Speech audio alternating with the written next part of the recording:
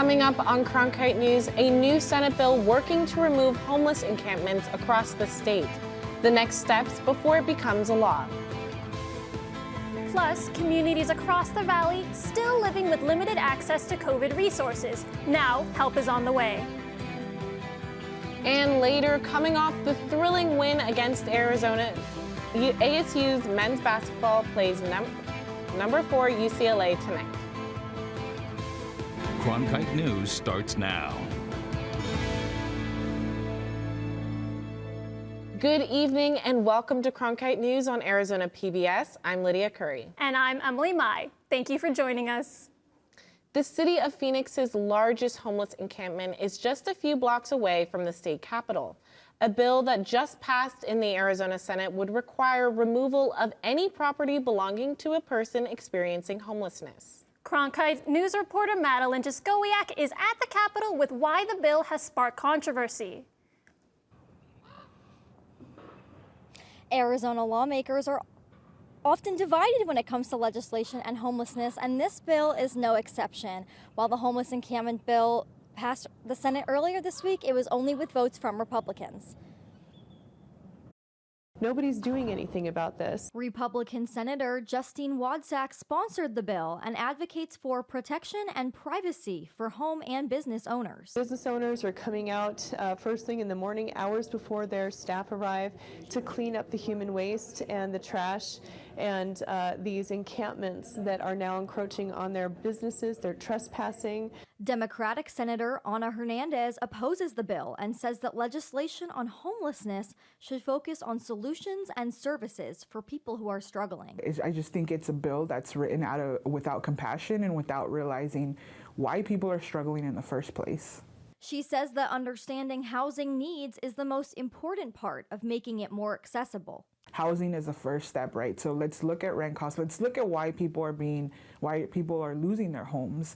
So we need to address rent control. We need to address why folks can't even access housing in the first place. Just a few blocks away from the Capitol building on 12th Avenue and Madison Street is the Human Services campus that provides shelter, food, and medical attention to as many people as they can. But still, there's hundreds of people living in tents surrounding the facility who need the support of politicians. They should come down here and see for themselves and help them get housing, get rehab, get all the help that they need, like mental health. But Senator Wadsack believes that many in the homeless population don't want help, and something needs to be done. It's a fentanyl issue, it's an opioid issue, but it's also becoming a health hazard issue. But for SB 1413 to become law, it still needs approval from the House and Governor. As the bill stands right now, if passed, anybody caught camping on private property could be charged with trespassing. At the Capitol, Madeline Jaskowiak, Cronkite News. Also at the Capitol, state Republicans are calling for the superintendent of Scottsdale Unified School District, Dr. Scott Menzel, to resign for comments he made about race and equity back in 2019. Democratic lawmakers and even parents were also there in Menzel's defense, saying his full statement was taken out of context. No official motion has been made yet. Our wet winter is having an impact. The SRP Verde reservoirs are almost full, leaving no room for all the snowmelt. Now, SRP is releasing water at a low level from the Bartlett Dam on the Verde River to make sure it stays at a safe level. The Verde Reservoir is close to normal levels compared to the current Colorado River water shortages. This is the first water release since 2019, and releases are expected to continue throughout the month. Turning now to the latest in the coronavirus, we are tracking the latest numbers across the state. At last check, the Arizona Department of Health Services reported just over 5,600 new cases in the last week, which is trending upwards a bit, but still lower than the surge of cases we had at the end of November. The department also reports that almost 20,000 people were vaccinated against the virus last week. One way the Arizona Department of Health Services is trying to encourage more people to get tested and vaccinated is through a mobile COVID-19 testing program for communities who have less access. Cronkite News reporter Miriam Cristal spoke with residents who say this service is already making a big difference. Luis Eddie Mares gets a COVID test once a week. It's convenient, it's easier, right, because in the past when we used to do that, we used to drive through those long lines and everything, so. Mari Montero used this service for the first time at this location. Well, it kind of helps us find out, a lot of things like what's really going on with us as we age now. We're getting much older and we go through so many health issues. The Arizona Department of Health Services launched the Testing Equity Program as a new initiative to bring equity to underserved communities. The resident service coordinator of the event says she was concerned about the spread of COVID within her community. I bring a multitude of people in here to assist our adults and seniors that are vulnerable in the community. According to the Arizona Department of Health Services Biannual 22 report, South Phoenix and Guadalupe are among the top 10 in 126 medically underserved communities. This program focuses on barriers people may face in accessing care against COVID. Just walk up, sign your paper, just tell me what your date of birth is, and we'll just log it in, and you'll get your results within 10 minutes. The mobile COVID testing unit is scheduled to go to this village for the next months. In South Phoenix, Miriam Cristal, Cronkite News. The Testing Equity Program will continue to go anywhere in the state to do pop-up clinics. Coming up after the break, Eating disorders are becoming more prominent across the nation. because of the stigma that comes with it, one is significantly underreported. Plus, overnight showers led to an unusual winter wonderland in the valley.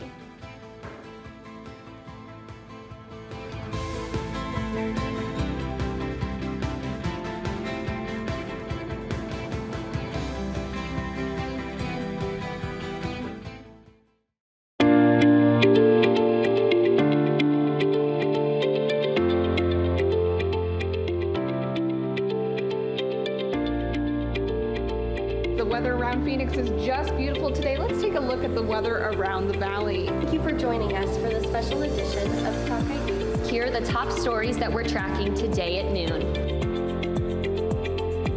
Some of the best players for their program. Stream the best of PBS on any device with the PBS Video app. All your favorite drama, history, science, news, and documentaries, all in one place. Watch your PBS station live or catch up on the shows you missed. Discover new favorites from PBS and locally produced shows from your station.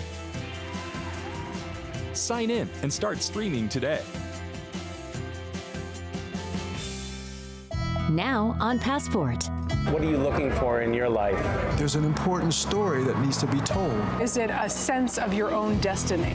Choose your story. Try to help create change in some way. It's a beautiful thing. Not very many people get to see. Once you come into the neighborhood, you are a part of the family. You can be a good person or a bad person. It's your choice. Stop complaining and go actually do something. Now you can stream even more documentaries with Passport on the PBS Video app.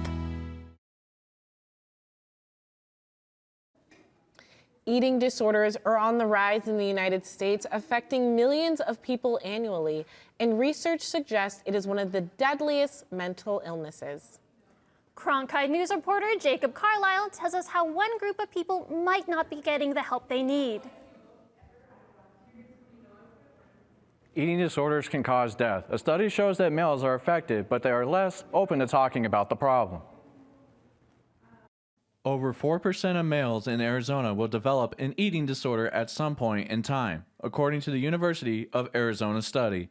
Dr. Jason Nagata says males developing eating disorders do not get a lot of attention. Unfortunately, they found that there was insufficient evidence to justify screening, but it wasn't that there wasn't efficacy, it was that there just aren't enough studies to show either way.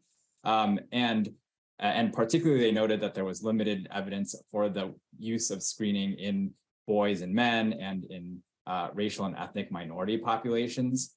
The report indicates that 10% of males develop anorexia and bulimia, and some of the contributing factors are alcoholism, obesity, physical abuse, and anxiety disorders. Dr. Nagata believes that gender stereotypes also play a factor for not being screened. First, it may be related to gender stereotypes that eating disorders are a feminine disease, and even reflect in the diagnostic criteria. like prior medical guidelines and psychological guidelines required that loss of periods be a requirement for anorexia nervosa. And a lot of the questions that we ask are focused on thinness or weight loss and often don't screen for excessive exercise or muscle building behaviors. And while people with eating disorders experience an immense stigma disclosing their struggles, men may experience a double stigma given the feminized associations with the illness. Having an eating disorder is more common than you think. Dr. Jean Doak says that reaching out can help. We can't emphasize them enough. Really encourage individuals to seek out treatment for eating disorders, decrease the stigma and guilt associated with eating disorders. If you or someone you know might be suffering from an eating disorder, you can call the National Eating Disorder Association hotline. That number is 800-931-2237. In the Cronkite Newsroom, Jacob Carlisle. The crazy weather in the valley yesterday brought lots of wind, rain, and a fair amount of snow to the state. Flagstaff received about 2 feet, and Tucson even saw a few inches. Even had some early morning snowfall in portions of the valley. Parts of North Scottsdale and even Gilbert got a light dusting of snow. Some places got some soft hail called grapple. With all the winter storms we've had in the valley the past few weeks, let's go to Alex in the Weather Center. Alex, what's our weather looking like this evening?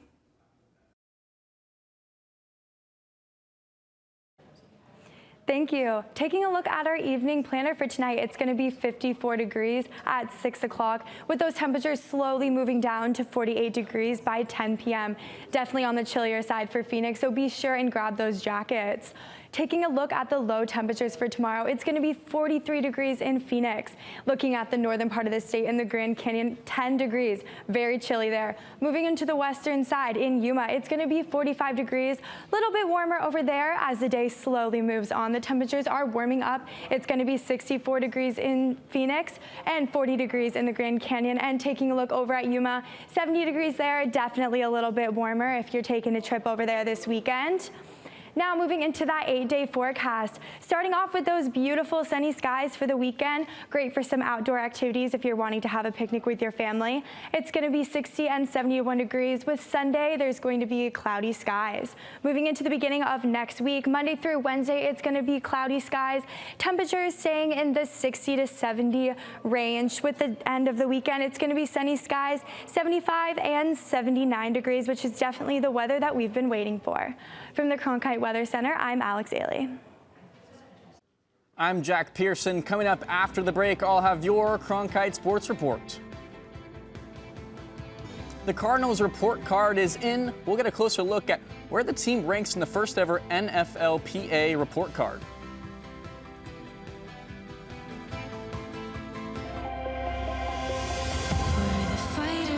We tell ourselves stories as a nation. These stories need to be highlighted. They need to be explored. We're the dreamers. How serious is America's commitment to looking at its history? How can we learn from the past?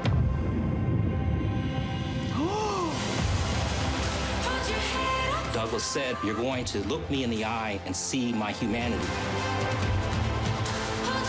It's illuminating. I'm seeing the expansiveness of my history. It's pretty great.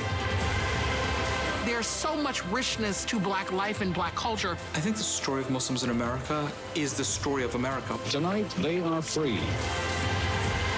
I cannot imagine how excited he must have been. It's a wonderful feeling. This is why we do this. It makes me even more committed to struggling for a better world.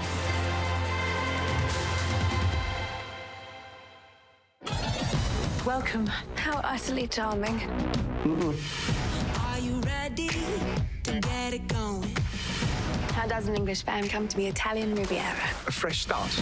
Can I trust you? Are you ready for the show? You can't be afraid to show them what you've got or what you want. Are we having a party? Of course, the more the merrier. I love this place. It's my home now. Trouble in paradise. I can't do it on my own. This is revenge. There are consequences. Be careful. Nothing like this. Nothing like this. Oh.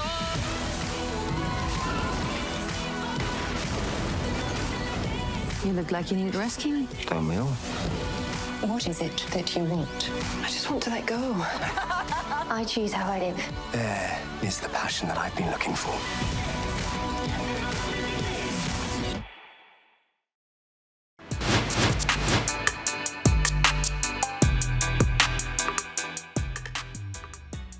Welcome back to the Cronkite Sports Report. I'm Jack Pearson. March Madness has already delivered, with ASU women's basketball nearly pulling off a miraculous comeback in its first-round matchup with UCLA in the Pac-12 tournament. Jonah Krell is in Sin City, Las Vegas, breaking down the Sun Devils' near victory and where they go from here.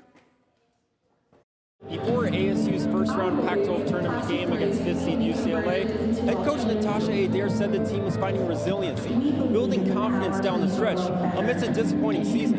And that trope held up again Wednesday afternoon in a ferocious battle and near 19-point comeback win against the Bruins, with ASU coming up just short in an 81-70 overtime loss. For one more time this season, the Sun Devils showed their guts till the very end. We just didn't want to go down without a fight. So this team just has grit, like she said, and we're going to fight to the end, and we did. Came up short, but we're going to live and we're going to learn. We'll look back and obviously a rebound here, a layup here, a shot here, a possession. But that's where we coach, that's where we teach, that's where we get better. But I couldn't be prouder of just their fight. The ultimate outcome, obviously, is the win. But I watched our team grow. The Sun Devils almost completed the largest comeback in program history, but instead they bookend the season with the most losses in just over 30 years. With ASU's March Madness journey now cut short, it's time to regroup, with positivity on the horizon. But we have so many moments where we can refer to what we did well, and then moments where we want to continue to grow. But just who we are and creating our culture and our identity coming out of year one, I watched our team come together. You learn a lot about people in adversity. Adair also said, quote, "This is what you see now, but this is not the future of ASU women's basketball." And with the historic number of losses and the unlucky injuries they faced this season, she might be onto something. In Las Vegas, Jonah Krell, Cronkite Sports. With the win over ASU, UCLA moved on to face Arizona today and came out with the win 73-59 in the quarterfinals. Tonight's a big game for ASU men's basketball as they take on 4th-ranked UCLA at Pauley Pavilion. The Sun Devils are focused on maintaining the momentum off of Saturday's buzzer-beater win against Arizona. This is a big game for ASU as the Pac-12 tournament starts next week. ASU is still fighting to make the NCAA bracket. Last time these two teams faced each other, UCLA dominated, beating the Devils by 12. It's worth continuing to try and get better, to continue to be ready for those type of battles. And those are all the teams that you're going to see at the very end, whether it's a conference championship game or a chance to go to a Sweet 16 or Final Four. Those are the teams you have to beat. So to win a game like that gives us, I think, a confidence boost. The new Cardinals coaching staff is set, but there are some other issues plaguing this team. Olivia Eisenhower joins us from the Google touchscreen to show us where the team is falling short. NFL Players Association has released its first ever team report cards after surveying roughly 1,300 players. Coming in at the best overall, the Minnesota Vikings. 31st out of 32, the Arizona Cardinals. And if you take a look at these categories, a lot of room for improvement, but there's also some positives for the Red Sea within the team personnel and travel. So let's dive first into the pros, with strength coaches receiving an A, and then the training staff and team travel both receiving B+ grades. The players were asked if they felt the training and strength staff affected their success. 88% of players believe they receive an individual plan, which is 25th overall, and they received higher marks on team travel and accommodation. And here's what should be concerning when hearing from players that you watch across 5 of the A categories. Cardinals received Fs or worse and were tied or less in 4 or 5 categories. As you can see, treatment of families, food service and nutrition, weight room, training room, and locker room. The report highlights that there is no family room or daycare like most organizations provide. Players are reportedly charged for boxed meals if they want to eat, and that comes out of their payroll. The only team to do this in the NFL. When it comes to facilities, uneven floors and peeling floorboards in the weight room, along with numerous areas of renovations needed. Not the best look for the Bird Gang. At the Google touchscreen, I'm Olivia Eisenhower. Former Cardinals great Larry Fitzgerald is among many celebrities investing in the sport of pickleball. It's not just for recreation anymore. It's growing in the professional ranks as well.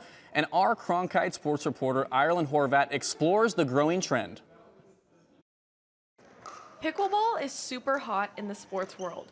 Tom Brady, LeBron James, Naomi Osaka, and many others have invested in teams. Founder of Major League Pickleball, Steve Kuhn, says pickleball is the fastest growing sport in the U.S. Everybody wants to own a sports team. It's like primal. It's so much fun. And that the celebrities are not immune from that. Everybody loves this. They loves being a part of owning a sports team, drafting a team, thinking about strategy. It's just super fun. Former wide receiver for the Cardinals, Larry Fitzgerald, owns AZ Drive, a team in the MLP. One of his players, Wesley Burrows, has been playing pickleball for 7 years. I didn't love it immediately, but by the second time, like once you kind of start to figure it out, it really just takes a hold of you. And I think just the ease of getting into the sport, the community is really welcoming too. So even if you have no idea like what you're doing, you can go to a public park and people will kind of show you the ropes. Pickleball is even taking players overseas. Sarah Burr is from Australia and got drafted by AZ Drive to play in the U.S. Ended up here in the US playing some tournaments towards the end of last year, and yeah, got the call in December that I've been drafted on the Arizona Drive MLP team. Doesn't matter your age, anybody can play pickleball. Even team owners are playing with their teams in competitions. With celebrities like Larry Fitzgerald backing pickleball, it seems to be on a rocket ship. I actually have celebrities coming to my ownership group wanting to buy in with their own money. And to me, that just tells me they don't want to just have their name on it. They actually want to put their money in it. And that tells me it's a good investment because those guys can put their money in anything. With many more tournaments in the future, the rise of pickleball will continue to grow. In Mesa, Ireland Horvat, Cronkite Sports. Turning to high school hoops, the Brophy Broncos took on the Boulder Creek Jaguars last night in the boys 6A state semifinals. And let's just say it came down to the final second. Spilby, the drive. No good. Rebound, Brophy. Up ahead to Manny's got to get it up. Counts if it goes for the win. Oh! He got it! Oh! Baked in the three-pointer for the Brophy Broncos. A play, the game was tied 63-63 heading into the final 11 seconds of play when senior Brophy Armin Matty banked a three-pointer at the buzzer to advance the Broncos to the 6A state finals. They will take on Highland Hawks on Saturday. Brophy is seeking their first ever state championship. That's it for your Cronkite Sports Report. Let's send it back to the desk. Money comes in various shapes, sizes, and forms. But some are less common than others. Coming up, we take a look at the National Money Show here in Phoenix, Arizona from now through Saturday.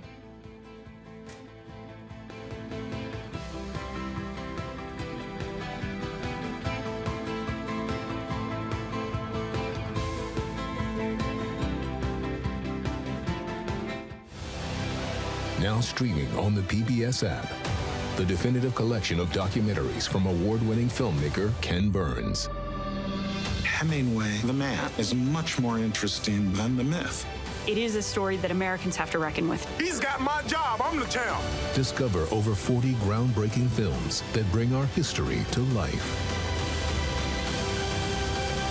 Stream the Ken Burns collection now with Passport on the PBS app.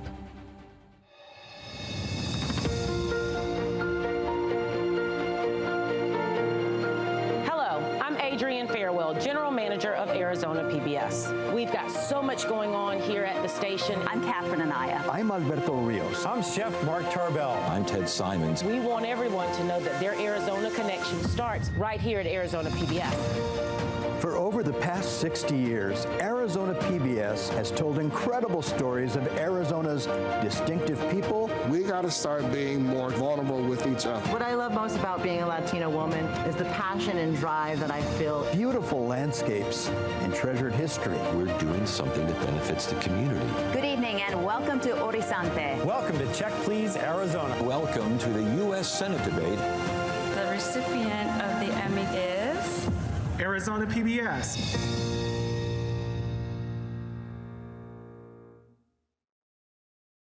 The Walter Cronkite School of Journalism and Mass Communications Phoenix Sports Bureau provides students with hands-on learning experiences and opportunities in sports journalism. From covering local high schools, colleges, and the pros, students get the opportunity to go live from our Facebook shows covering local, collegiate, and pro sports in the Valley. From digital reporting, broadcast, social media, and producing, there's opportunities for all. For more, go to cronkitenews.azpbs.org. Do you have some spare change or some unique looking coins sitting around at home? Now you can find out just how much they're worth. The 2023 National Money Show, hosted by the American Numismatic Association, brings millions of dollars worth of rare coins and paper money to the Valley. Collectors and curators from all over the nation come together for a weekend of history taught through banknotes. Some of the coins date back all the way to 1796, while others are misprinted with upside-down serial numbers or different value amounts printed on each side. Paper bills are printed 3 times, so there's 3 chances to mess the process up. Along with paper bills, the U.S. Mint is showcasing its new 2023 American Eagle $1 coin that retails for $80. That's it for Cronkite News tonight. Thanks for joining us.